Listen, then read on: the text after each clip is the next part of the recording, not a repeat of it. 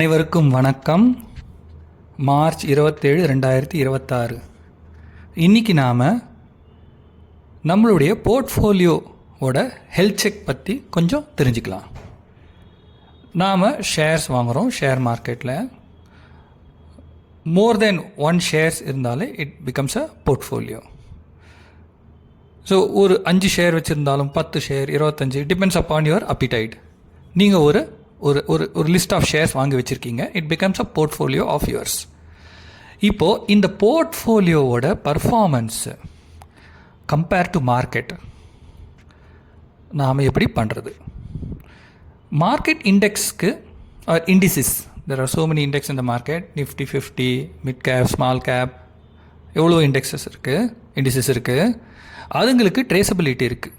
Because இந்த பெரிய பெரிய mutual fund houses R financial analyst, consultants, இவங்க எல்லாமே இதோட ஹிஸ்டாரிக்கல் டேட்டாவை ட்ராக் பண்ணி வச்சுருப்பாங்க. பட் ஆஸ் அன் இண்டிவிஜுவல் நம்மளுடைய போர்ட்ஃபோலியோ ஹிஸ்டாரிக்கலாக எப்படி பெர்ஃபார்ம் ஆச்சுன்றதுக்கு நம்மக்கிட்ட ட்ராக்கர் இருக்காது. ஒரு இயர்லி ட்ராக்கர் இருக்க வாய்ப்பு உண்டு. ஏன்னா அவங்களுக்கு ரிப்போர்ட் கொடுப்பாங்க. அந்த உங்களுடைய போர்ட்ஃபோலியோ மேனேஜர்ஸ் ரிப்போர்ட் கொடுப்பாங்க. They can even take a report on specific date, அப்படி கூட கொடுக்கலாம். But how did your portfolio performed with respect to the இண்டெக்ஸஸ்ன்றது அது நிறைய பேருக்கு கிடைக்க வாய்ப்பில்லை. இது ஒரு ஈஸியான வழியில் நம்ம பண்ணலாம். எப்படின்னா, நான் எப்படி பண்ணுறேன்றதை நான் சொல்கிறேன். இது உங்களுக்கு உபயோகமாக இருந்தால் நீங்களும் பண்ணலாம். ஒவ்வொரு வருஷம் ஆரம்பத்துலேயும் I will buy a diary, ஒரு நாட்குறிப்பு டைரி. அந்த டைரி நான் ஸ்பெசிஃபிக்காக ஷேர் மார்க்கெட்டுக்காக ஒதுக்கிடுவேன். அந்த டைரியில் என்னுடைய போர்ட்ஃபோலியோ சம்பந்தப்பட்ட டீட்டெயில்ஸ்கள் மாத்திரமே எழுதி வருவேன். என்னுடைய போர்ட்ஃபோலியோவோட மதிப்பு என்ன, அன்னைக்கு சந்தையில் இருக்கிற இண்டிசிஸ் என்ன மதிப்பில் முடிஞ்சிருக்கு, இதை நான் ரெக்கார்ட் பண்ணிட்டு வரேன். இதை நீங்கள் தினந்தோறும் ரெக்கார்ட் பண்ணணும்னு அவசியம் கிடையாது. You can record it once in a week or once in a month or once in a quarter after the quarterly results or drastic moment. மார்க்கெட்டில் கடந்த 3 மாதங்களாக மார்க்கெட்டில் ரொம்ப டிராஸ்டிக் மூமெண்ட் இருக்குது. இந்த டிராஸ்டிக் மூமெண்ட்க்கு ஏற்ற மாதிரி நீங்கள் ட்ராக் பண்ணலாம். எப்படின்னு சொல்கிறேன். உதாரணத்துக்கு நேற்று மார்க்கெட் 23,000 பாயிண்டில் இருந்ததுன்னு வச்சுக்கோங்க. ஒரு உதாரணத்துக்கு என்னுடைய போர்ட்ஃபோலியோடைய மதிப்பு 1,00,000 ரூபாய்ன்னு வச்சுக்கோங்க. இன்றைக்கி மார்க்கெட் 1% உயர்ந்து, நான் மார்க்கெட்ன்றது நிஃப்டி பற்றி சொல்கிறேன். நிஃப்டி நேற்றையை கம்பேர் பண்ணும்போது இன்றைக்கி 1% உயர்ந்து 23,230 பாயிண்ட் முடியுதுன்னு வைங்க. என்னுடைய இன்றைய மார்க்கெட் முடிவில் என்னுடைய பங்கு போர்ட்ஃபோலியோவின் மதிப்பு 1,10,000 ரூபாவாக உயர்ந்திருந்ததுன்னு வைங்க. என்னுடைய போர்ட்ஃபோலியோ 10% உயர்ந்திருக்குன்னு நான் ரெக்கார்ட் பண்ணிப்பேன். நேற்றுக்கு 1,00,000 இருந்தது என்னுடைய போர்ட்ஃபோலியோ மதிப்பு, இன்றைக்கி 1,10,000 உயர்ந்திருக்கு. அதனால் 10% எனக்கு என்னுடைய போர்ட்ஃபோலியோ உயர்ந்திருக்கு. அதே சமயத்தில் நிஃப்டி 1% உயர்ந்திருக்கு. நாளைக்கு மறுபடியும் நிஃப்டி 23,000 பாயிண்ட்டுக்கு வந்துடுதுன்னு வைங்க. நாளைக்கு மார்க்கெட்டில் மண்டே 23,000 பாயிண்ட்டுக்கு நிஃப்டி மறுபடியும் வந்துடுதுன்னு வைங்க. என்னுடைய போர்ட்ஃபோலியோ 1,10,000 1,07,800, ஒரு உதாரணத்துக்கு சொல்கிறேன், 1,07,800 வந்திருக்குன்னு வைங்க. நிஃப்டியை பொறுத்த மட்டும் இன்னி கம்பேர் பண்ணும்போது திங்கக்கிழமை அது 0.99% கீழே போயிருக்கு. ஏன் போர்ட்ஃபோலியோ 0.02% தான் கீழே போயிருக்கு. இன்றைக்கி 1,10,000 இருந்த என்னுடைய வேல்யூ திங்கக்கிழமை முடிவில் 1,07,800 குறையும் பட்சத்தில் இன்றைக்கும் திங்கக்கிழமைக்கும் உள்ள வேல்யூ டிஃப்ரென்ஸை கணக்கிட்டு பார்த்தா 0.02% குறைஞ்சிருக்கு. ஸோ நிஃப்டி உயரும்பொழுது என்னுடைய மதிப்பு நிஃப்டியை தாண்டி உயர்கிறது. நிஃப்டி கீழே விழும்பொழுது என்னுடைய மதிப்பு நிஃப்டியை விட கம்மியாக தான் கீழே இறங்குது. இந்த மாதிரி நம்ம ஒரு பீரியாடிக் ட்ரேசபிலிட்டி ட்ராக் பண்ணிகிட்டே வரும்பொழுது, இது கம்ப்யூட்டரில் பண்ணுறது ரொம்ப ஈஸி. ஏன்னா நீங்கள் இதில் பிவட்டிங் பண்ணலாம், கிராஃப் எடுக்கலாம் உங்களுக்கு. ஸோ அதுலேயே உங்களுக்கு தெரிஞ்சிடும். இப்படி நீங்கள் ரெக்கார்ட் பண்ணிட்டு வரும்பொழுது உங்களுக்கு என்ன தெரிய வரும்னா, சந்தையின் போக்குக்கு ஏற்ற மாதிரி உங்களுடைய போர்ட்ஃபோலியோ மாறுகிறதா?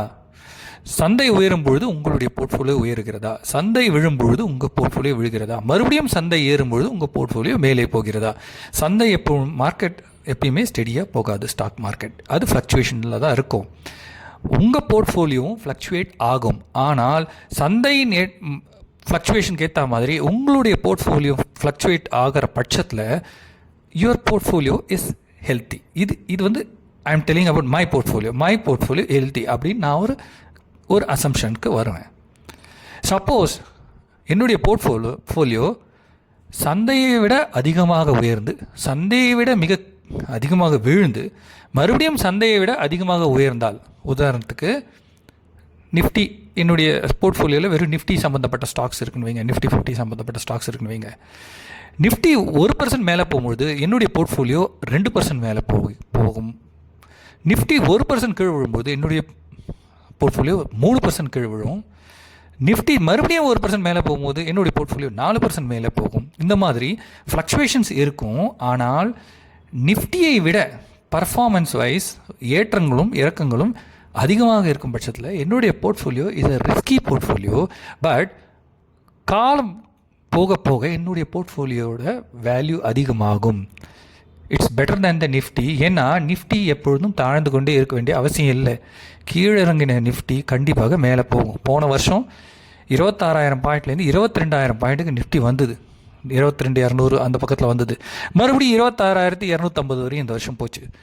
மறுபடியும் இப்போ 23, 22,400 ஸோ மேலே போகும் கீழே விழும், திருப்பி மேலே போகும் கீழே விழும். அந்த மாதிரி தான் நிஃப்டி வந்து ஒரு மாதிரி it will go in an curvy manner. Straight லைனாக போகாது. ஆனால் அப்படி போகும் பட்சத்தில் உங்கள் போர்ட்ஃபோலியோ நிஃப்டியை விட சிறப்பாகவோ இல்லை நிஃப்டியோடு சேர்ந்தோ இருக்கும் பட்சத்தில் உங்களுக்கு எந்த பாதிப்பும் இருக்காது.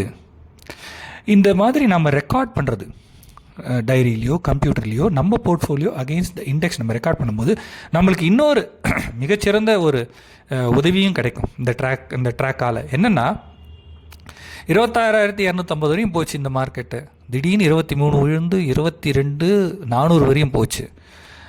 மார்க்கெட்டில் நிறைய பேர் நிறைய விஷயங்கள் சொல்லுவாங்க. இல்லை 18 போகும், 17 போகும், அவ்வளோதான் முடிஞ்சு போச்சு. அப்போது நம்ம மற்றவங்களுடைய இன்ஃபர்மேஷனை நம்பாமல் நம்மக்கிட்ட ஒரு ட்ராக் நம்ம வச்சுருப்போம். இதே சிச்சுவேஷன் போன வருஷம் நம்மளுடைய மார்க்கெட் விழுந்தது. அன்றைக்கி என்னுடைய போர்ட்ஃபோலியோ எந்த மாதிரி பர்ஃபார்ம் ஆயிடுச்சு, இன்றைக்கி என்னுடைய போர்ட்ஃபோலியோ எப்படி இருந்தது, போன வருஷம் விழுந்த லெவலில் இருந்து மறுபடியும் மார்க்கெட் எப்படி உயர்ந்தது, அப்போ எந்தும் அப்படி உயர வாய்ப்பு இருக்குது. இது ஒரு ப்ராபபிலிட்டி தான். Stock market futures are always probability. யாருமே வந்து கேரண்டீடாக சொல்ல முடியாது. பட் மார்க்கெட் மேலே தான் போக வாய்ப்பு இருக்கே தவிர கீழே போக வாய்ப்பு இல்லை. ஏன்னா economy is the backbone. என்ன வார் வந்தாலும், என்ன கலாமிட்டி வந்தாலும், கோவிடே வந்தாலும், மார்க்கெட் கொஞ்ச நாள் விழுந்தாலும் மறுபடியும் எழுந்து மேலே போகும். அப்படி இருக்கிற பட்சத்தில் நீங்கள் போன வருஷத்தோட ட்ராக் ரெக்கார்டை போய் பார்த்து, ஆமாம் இந்த மாதிரி தான் விழுந்தது, என்னுடைய போர்ட்ஃபோலியோ கீழே போச்சு, ஆனால் திருப்பி மார்க்கெட் மேலே போகும்போது என் போர்ட்ஃபோலியோ மேலே போச்சு அப்படின்ற ஒரு நம்பிக்கையை உங்களுடைய போர்ட்ஃபோலியோ உங்களுக்கு கொடுக்கும். இது ஒரு அட்வைஸ் தான். இது வந்து நீங்கள் உங்களுக்கு பொருந்தினா நீங்கள் எடுத்துக்கலாம் இந்த மாதிரி ட்ரேசபிலிட்டி பண்ணுறது. பட் இதையே நீங்கள் பண்ணாலும் உங்களுடைய ஃபினான்ஷியல் அனலிஸ்ட் இல்லை கன்சல்டண்ட்டை கலந்து ஆலோசித்து உங்களுடைய போர்ட்ஃபோலியோ பற்றிய முடிவு எடுக்கலாம். இந்த ட்ரேசபிலிட்டி பேஸ் பண்ணி you can even take decisions. உங்களுடைய அனலிஸ்ட் கிட்ட சொல்லலாம், அந்த பாருங்கள் என்னுடைய போர்ட்ஃபோலியோட மூமெண்ட்டு நிஃப்டிக்கு ஏற்ற மாதிரி போகுது, இல்லை நிஃப்டியோட அதிகமாக போகுது, இல்லை நிஃப்டி மேலே போனாலும் என்னுடைய போர்ட்ஃபோலியோ ஸ்டாக்னண்ட்டாக இருக்குது, இதை என்ன பண்ணலாம் அப்படின்னு கேட்டு நீங்கள் ஃபர்தர் முடிவு எடுக்கலாம். எல்லாவற்றையும் உங்களுடைய ஃபினான்ஷியல் அனலிஸ்ட் உங்களுடைய அட்வைசரை கன்சல்ட் பண்ணி முடிவுகளை எடுக்குமாறு தாய்மையுடன் கேட்டுக்கொள்கிறேன். நன்றி, வணக்கம்.